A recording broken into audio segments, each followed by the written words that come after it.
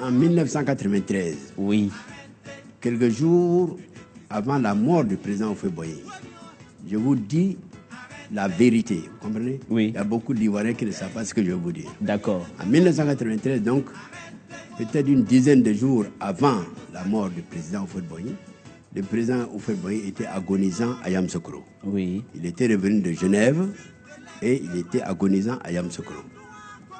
Monsieur Ouattara, Premier ministre, qui était en fait le chef de l'État, Oui.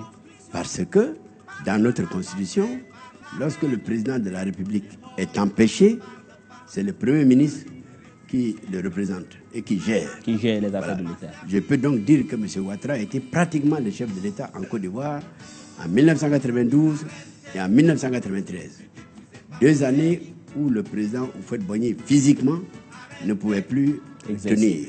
Ça, c'est une réalité. Et il sait que c'est vrai.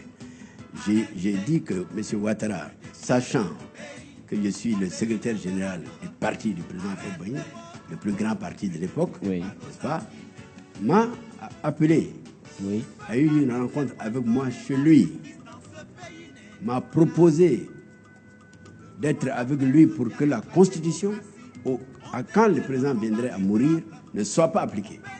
M. Ouattara Oui. ne voulait absolument pas entendre parler de la succession de M. Bédié, la succession constitutionnelle, Ouais. c'est-à-dire une succession sans élection. Exactement. La Constitution disait qu'en cas de décès du président de la République, c'est le président de l'Assemblée nationale qui devient président de la République. Clair. C'était clair, c'était voté à l'unanimité, c'était adopté, c'était constitutionnel.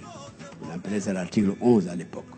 Eh bien, à la mort du président Houphouët-Boigny, le même Ouattara, qui était Premier ministre de M. Houphouët-Boigny, en relation, en complicité avec un de nos aînés, paix à son âme, qui s'appelait le président Philippe Yassé, ancien président de l'Assemblée nationale, ensemble, ont voulu empêcher l'application de la Constitution. Je lui ai dit non. Je lui ai dit, je ne vois pas ce qui vous permettrait de ne pas appliquer la Constitution.